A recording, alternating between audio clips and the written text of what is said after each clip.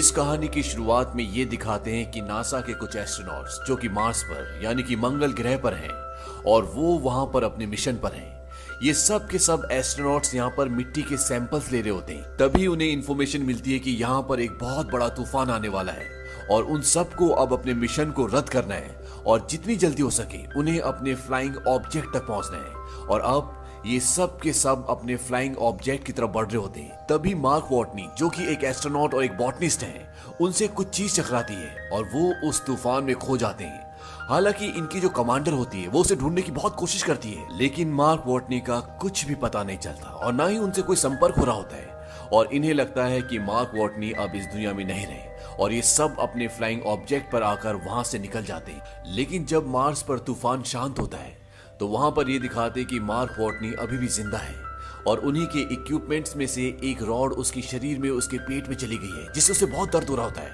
वो किसी तरह से वहां से उठकर अपने कैंप में जो उन्होंने शेल्टर के लिए वहां पे लगाया होता है उसके अंदर पहुंचता है और वो अपने शरीर से उस रॉड को निकालता है। मार्क वॉटनी यहाँ से किसी से भी संपर्क नहीं कर सकता क्योंकि संपर्क करने के जितने भी इक्विपमेंट्स थे वो सब के सब तूफान में नष्ट हो चुके हैं और मार्क अब यहाँ पर अकेला फंसा हुआ है और उसके साथियों को ये लगता है कि वो इस दुनिया में नहीं है और अगर उसे यहाँ से निकलना है तो उसे अगले 4 सालों तक इंतजार करना पड़ेगा क्योंकि नासा का अगला प्रोजेक्ट 4 साल बाद यहाँ से 3200 किलोमीटर दूर आएगा और उसे वहां पहुंचना होगा। लेकिन वॉटनी 4 साल तक इंतजार नहीं कर सकता क्योंकि उसके पास 4 सालों तक का खाना नहीं है और अब उसे किसी भी तरह से अपने लिए खाना अरेंज करना होगा। इसीलिए वो ये तय करता है कि वो यहाँ पर मार्स पर खेती करेगा। उसके पास आलू होते हैं और वो यहाँ पर आलू उगाना चाहता है, लेकिन उसे मिट्टी को उपजाऊ बनाने के लिए बहुत सारे पानी की जरूरत पड़ेगी और मार्स पर पानी नहीं होता। वॉटनी एक बॉटनिस्ट है तो उसे पता है कि खेती करने के लिए किन किन चीजों की जरूरत होती है और वो अब यहाँ पर खेती करने की तैयारी करता है। वॉटनी एक जगह बहुत सारी मिट्टी इकट्ठी करता है, उसमें आलू डालता है और उन्हें उगाता है, लेकिन अब उसे पानी बनाना है। पर अच्छी खबर ये होती है कि वॉटनी को पता है कि पानी कैसे बनाया जाता है। हाइड्रोजन में ऑक्सीजन मिलाकर उसे जलाने से पानी बनता है और यहाँ पर वॉटनी के पास सारे साधन होते हैं और वो ऐसे ही करता है। पर जब वो पहली बार हाइड्रोजन में ऑक्सीजन डालकर मिलाता है तो एक जोरदार ब्लास्ट होता है क्योंकि वो उस ऑक्सीजन को कैलकुलेट नहीं करता जो उसकी सांसों से आ रहा होता है। लेकिन अगली बार वो हाइड्रोजन ऑक्सीजन मिलाकर जलाने में कामयाब हो जाता है और अब वहां पर पानी बनना शुरू हो जाता है। दरअसल इस तरीके से वाष्पीकरण होता है जिससे वहां पर पानी की छोटी छोटी बूंदें बनना शुरू हो जाती है और उसकी मिट्टी को जितने पानी की जरूरत होती है वहां पर पानी बन जाता है और कुछ दिनों के बाद वहां पर पहला पौधा अंकुरित होता है, जिसे देखकर वॉटनी को बहुत खुशी होती है। वहीं दूसरी तरफ अर्थ पर यह ऐलान कर दिया जाता है कि वॉटनी अब इस दुनिया में नहीं रहे। पूरे मीडिया में एक खबर आ जाती है और वो उसका फ्यूनरल भी कर देते हैं। पर अगले दिन जब उनकी ऑपरेटर सैटेलाइट से मार्स की पिक्चर्स देख रही होती है तो वो देखते हैं कि वहां पर जो उनके इक्विपमेंट्स थे वो एक जगह से दूसरी जगह पर शिफ्ट हो गए हैं। दरअसल ये वो सोलर पैनल्स थे जो वॉटनी ने एक जगह से दूसरी जगह शिफ्ट किए थे। वो अपने सीनियर्स को बुलाती है और वो सब समझ जाते हैं कि वॉटनी मार्स पर अभी भी जिंदा है। लेकिन उनका सीनियर कहता है कि हम जानते हैं कि वो जिंदा है, लेकिन जब तक हम वहां पर पहुंचेंगे वो भूख से मर जाएगा। और उसका कहना कहीं ना कहीं सही भी होता है क्योंकि अर्थ से मार्स तक पहुंचने के लिए उन्हें कई महीनों का सफर तय करना पड़ेगा और वो जानते हैं कि वॉटनी के पास इतने लंबे समय के लिए खाना नहीं है। अब वॉटनी को मार्स पर पूरे 70 दिन हो चुके हैं और वो हिसाब लगाता है कि नासा का अगला मिशन जो मार्स पर उतरेगा वो 4 साल बाद उतरेगा और वो भी यहाँ से 3200 किलोमीटर दूर, और तब उसे वहां पहुंचना होगा। और इस सफर को तय करने में उसे करीब 50 दिन लग जाएंगे क्योंकि उसके पास जो गाड़ी है वो उसे एक दिन में 35 किलोमीटर से ज्यादा नहीं चला सकता क्योंकि उसके बाद उसे उसके सोलर पैनल्स को रिचार्ज करना होगा। वहां नीचे नासा में लोग वॉटनी तक खाना और मदद पहुंचाने के लिए तैयारी करते हैं, पर इन्हें इसकी पूरी तैयारी में 3 महीने लगेंगे और जिस फ्लाइंग ऑब्जेक्ट को ये मार्स पर भेजेंगे उसे वहां पहुंचने में 9 महीने लगेंगे, यानी पूरा 1 साल। वहीं ऊपर मार्स पर वॉटनी की आलू की फसल को पूरे 48 दिन हो गए हैं। उसने 400 पौधे उगाए जो कि उसकी उम्मीद से ज्यादा अच्छे तरीके से उगे और अब वो आलू निकालता है और छोटे आलूओं को दोबारा बो देता है। वॉटनी यहाँ पर खाद के लिए अपना मल इस्तेमाल करता है, पर वो जानता है कि अगर उसने नासा से संपर्क नहीं किया तो वो भले कितनी आलू उगा ले पर वो जिंदा नहीं बचेगा। इसलिए वो वहां से एक ऐसी जगह जाता है जहां पर एक पाथ फाइंडर होता है जो 1997 में खराब हो गया था और उसका संपर्क अर्थ से टूट गया था। और जब वॉटनी उस तरफ जाता है तो नीचे से नासा की टीम जो लगातार उसकी मूवमेंट पर सैटेलाइट के जरिए नजर रख रही होती है, वो समझ जाती है कि मार्क वॉटनी उस पाथ फाइंडर को लेने जा रहा है, क्योंकि वहां उसके अलावा और कुछ भी नहीं होता। पर यह बहुत पुराना सिस्टम होता है और ये सिर्फ मार्स से फोटो क्लिक करके भेज सकता है। इसीलिए वॉटनी उस कैमरे के आगे 3 बोर्ड्स लगाता है। उसमें जो बीच वाला बोर्ड होता है उसमें लिखा होता है क्या आपको मेरे सिग्नल मिल रहे हैं, और लेफ्ट वाले बोर्ड में यस लिखा होता है और राइट वाले में नो।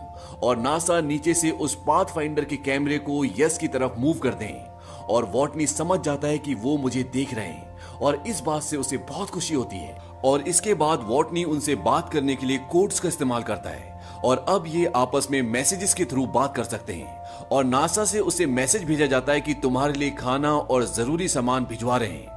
वॉटनी को यहाँ पर यह भी पता चलता है कि अभी तक नासा ने उसके क्रू को ये नहीं बताया कि वो जिंदा है, और जिस क्रू का ये मेंबर था वो अभी भी अंतरिक्ष में है और अर्थ की तरफ आ रहे हैं। पर अब नासा वॉटनी के क्रू को बता देती है कि वॉटनी जिंदा है। इससे उसके क्रू मेंबर्स को खुशी होती है और दुख भी।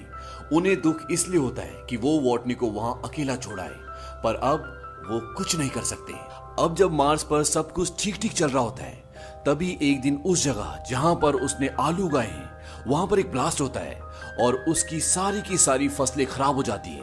और अब वो दोबारा फसलें नहीं उगा सकता, क्योंकि जो वातावरण उसने वहां पर बनाया होता है वो सारा का सारा वातावरण नष्ट हो जाता है। और हिसाब लगाया जाता है कि वॉटनी के पास जितने आलू हैं उन्हें खाकर वो तब तक जिंदा नहीं रह सकता जब तक अर्थ से उसके पास मदद पहुंचेगी। यानी कि जब अर्थ से उसके पास मदद पहुंचेगी उससे पहले वो भूख से मर चुका होगा। इसीलिए नासा वॉटनी को एक मैसेज देती है और उसे बोलती है कि तुम्हें अब कम से कम खाना खाना होगा, ताकि जब तक तुम तक मदद और खाना पहुंचे तुम जिंदा बच सको। और वॉटनी ऐसे ही करता है। जो खाना वो एक दिन में 3 बार खाता था, अब उसे वो एक बार का खाना 3 दिन तक चलाना होगा। और नीचे नासा उसके लिए लॉन्च की तैयारी करती है, जिसमें उसके लिए खाना और जरूरी सामान होता है। लेकिन यहाँ पर उन्हें देर हो रही होती है, इसीलिए वो उसकी टेस्टिंग नहीं करते और उसे लॉन्च कर देते हैं। लेकिन वॉटनी की किस्मत एक बार फिर उसका साथ नहीं देती।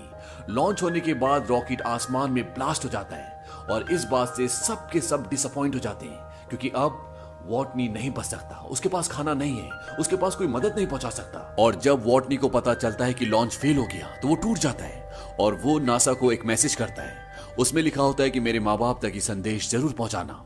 मैं हार नहीं मान रहा, पर हमें हर एक अंजाम के लिए तैयार रहना चाहिए। आप उनसे कहना कि मुझे मेरा काम पसंद है और मैं इसमें माहिर भी हूँ, और अगर मैं इसमें मर भी गया तो मेरी मौत के पीछे एक नेक मकसद होगा जो मुझसे ज्यादा अहम है। उनसे कहना कि मैं मुश्किलों से डरा नहीं, मैंने उनका सामना किया। वहीं नासा अब पूरी तरह से उम्मीद छोड़ चुका है, पर चाइना नासा की मदद करने का फैसला करता है, क्योंकि उनके पास स्पेस में जाने के लिए पूरी तैयारी होती है। और अब 28 दिनों में नासा चाइना की मदद से दोबारा लॉन्च करने की तैयारी करता है। अब यहीं पर एक लड़का होता है जिसका नाम रिच होता है और ये एस्ट्रोडायनेमिक में काम करता है। रिच नासा की टीम को वॉटनी को बचाने का एक तरीका बताता है। वो कहता है कि जिस स्पेसशिप में बाकी का क्रू अर्थ पर वापस आ रहा है, अगर वो अर्थ पर वापस न आकर अर्थ का चक्कर लगाए और जब वो अर्थ के ऑर्बिट के पास होगा, हम यहाँ से ऊपर स्पेसशिप पर सारा जरूरी सामान पहुंचा देंगे और स्लिंग शॉट के जरिए उस स्पेसशिप को जिसमें आपके 5 एस्ट्रोनॉट वापस आ रहे हैं उसे दोबारा मार्स की तरफ धकेल देंगे। स्लिंग शॉट ग्रेविटेशनल पुल को कहते हैं, जिससे किसी भी यान को ग्रेविटी की मदद से अंतरिक्ष में किसी दिशा में भेजा जाता है। रिच कहता है कि जब उनका यान मार्स के पास पहुंचेगा तो उन्हें मार्स पर उतरना नहीं है, क्योंकि अगर ये मार्स पर उतरेंगे तो इनका ईंधन खत्म हो जाएगा और ये पृथ्वी पर वापस नहीं आ पाएंगे। वो उन्हें बताता है कि उन्हें मार्स पर नहीं उतरना, बल्कि वॉटनी एमएवी यानी एक फ्लाइंग ऑब्जेक्ट जो पहले से मार्स पर है, उससे वॉटनी को मार्स के ऑर्बिट से बाहर आना होगा और जब वो ऊपर आएगा तो उसे बाकी के क्रू मेंबर्स पकड़ लेंगे। पर यह सब इतना आसान नहीं होता। इसमें सिर्फ वॉटनी की जान बचाने के लिए नासा वाले 5 एस्ट्रोनॉट्स की जान खतरे में नहीं डाल सकते, पर अगर वो ऐसा करते हैं तो वो वॉटनी के पास वक्त से पहले पहुंच जाएंगे। लेकिन बाकी के क्रू जो अब अपने घर पहुंचने वाले हैं, उनका मिशन 533 दिन और बढ़ जाएगा और नासा ये तय करती है कि वो ये नहीं करेंगे, क्योंकि वो सिर्फ वॉटनी की जान बचाने के लिए, जिसकी जान बचने की उम्मीद पहले से बहुत कम है, अपने 5 एस्ट्रोनॉट्स की जान खतरे में नहीं डाल सकते। वहीं मार्स पर वॉटनी अब उस काम को पूरा करने में लग जाता है जिसके लिए वो यहाँ आए थे और जो तूफान की वजह से अधूरा रह गया था। वहीं दूसरी तरफ रिच पर्नेल, वही लड़का जिसने नासा को वॉटनी को वापस लाने का प्लान बताया था, वो किसी तरह से वॉटनी तक पहुंचने का पूरा प्लान इन 5 एस्ट्रोनॉट तक पहुंचा देता है और ये पांचों नासा की परमिशन के बिना ही वॉटनी को वापस लाने का फैसला करते हैं। और जब नासा देखता है कि उनके फ्लाइंग ऑब्जेक्ट की दिशा बदल रही है तो समझ जाते हैं कि ये पांचों एस्ट्रोनॉट अब वॉटनी को लेने वापस जा रहे हैं और नासा उन तक उनका सारा जरूरत का सामान पहुंचा देता है। इस काम में चाइना उनका साथ देता है। वहीं मार्स पर वॉटनी उस फ्लाइंग ऑब्जेक्ट तक पहुंचने के लिए निकल पड़ता है, जिस पर बैठकर वो मार्स के ऑर्बिट से निकलकर उस यान तक पहुंच जाएगा जिसका नाम हमिस है, जिसमें वॉटनी के 5 एस्ट्रोनॉट दोस्त उसे लेने आ रहे हैं। वॉटनी अब 90 दिन के लंबे सफर के बाद उस जगह तक पहुंच जाता है जहां से वो मार्स से निकल सकता है, पर ये इतना आसान नहीं है क्योंकि इस फ्लाइंग ऑब्जेक्ट में वजन बहुत ज्यादा होता है। इसीलिए वॉटनी को उसके लगभग सारे पार्ट्स निकालने पड़ते हैं, क्योंकि अगर वजन कम नहीं हुआ तो वॉटनी अंतरिक्ष तक पहुंच ही नहीं पाएगा। और जिस फ्लाइंग ऑब्जेक्ट से वो 5 एस्ट्रोनॉट आ रहे हैं, अगर वो मार्स पर उतरा तो उनका फ्यूल खत्म हो जाएगा और वो वापस अर्थ पर उतर ही नहीं पाएंगे।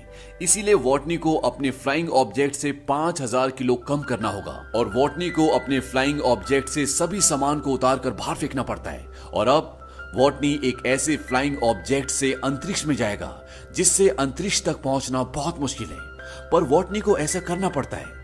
पूरी दुनिया की नजर इस मिशन पर होती है और वॉटनी टेक ऑफ करता है और अब उसका फ्लाइंग ऑब्जेक्ट अंतरिक्ष की तरफ उड़ना शुरू हो जाता है और वो अंतरिक्ष में पहुंच जाता है। उसके साथ ही उसके साथ रेडियो के जरिए कम्युनिकेट करने की कोशिश करते हैं, पर वो दबाव की वजह से बेहोश हो गया होता है, इसीलिए बात नहीं हो पाती। पर कुछ देर बाद उसे होश आ जाता है और सब बहुत खुश हो जाते हैं। अब यहाँ पर एक और मुसीबत होती है कि वॉटनी की स्पीड बहुत तेज होती है और उसे पकड़ना इतना आसान नहीं है। वॉटनी बोलता है कि मैं अपने स्पेस सूट पर छेद करूंगा और उसमें से जो हवा निकलेगी उससे मैं अपने आप को दिशा देकर तुम तक पहुंच जाऊंगा। उसके साथ ही उसे ऐसा करने के लिए मना करते हैं। वहीं अभी भी हर्मीज स्पेसशिप की स्पीड बहुत तेज होती है, इसीलिए उन्हें वहां बॉम्ब बनाकर अपने स्पेसशिप का एक हिस्सा उड़ाना पड़ता है, जिससे उसकी स्पीड कम हो जाती है। और अब उन्हें वॉटनी अपनी ओर आता दिखाई देता है और स्पेसशिप की कमांडर एक फ्लाइंग चेयर पर बैठकर वॉटनी को पकड़ने के लिए जाती है, पर जिस रस्सी से वो बंधी होती है वो खत्म हो जाती है और वॉटनी तक पहुंचना अब नामुमकिन है। और वॉटनी यहाँ पर वही करता है जो उसने कहा था। वो अपने स्पेस सूट पर छेद करता है और अपने फ्लाइंग ऑब्जेक्ट को छोड़ देता है और उसके स्पेस सूट से जो हवा निकल रही होती है वो उससे अपने आप को दिशा देता है और किसी तरह से वो अपने कमांडर तक पहुंच जाता है जो उसे चेयर पर बैठकर वहां पर लेने आया होता है। लेकिन जैसे ही वो उसका हाथ पकड़ने वाला होता है वो उसके हाथ से छूट जाता है, लेकिन जिस रस्सी से वो बंधी होती है वॉटनी उस रस्सी को पकड़ लेता है और इस तरह से ये वॉटनी को वापस अपने स्पेसशिप में ले आते हैं और वॉटनी की जान बच जाती है। और इतनी मुश्किलों का सामना करने के बाद जब वॉटनी अर्थ पर आता है तो वो एस्ट्रोनॉट्स का इंस्ट्रक्टर बन जाता है, जो उन्हें ये सिखाता है कि दूसरी दुनिया में दूसरे ग्रह पर जिंदा कैसे रहा जाता है। और इसी के साथ ये फिल्म, ये कहानी यहीं पर खत्म हो जाती है। ये फिल्म सन 2015 में आई थी और ये एक बहुत ही कामयाब फिल्म थी। ये फिल्म एक नॉवेल पर आधारित है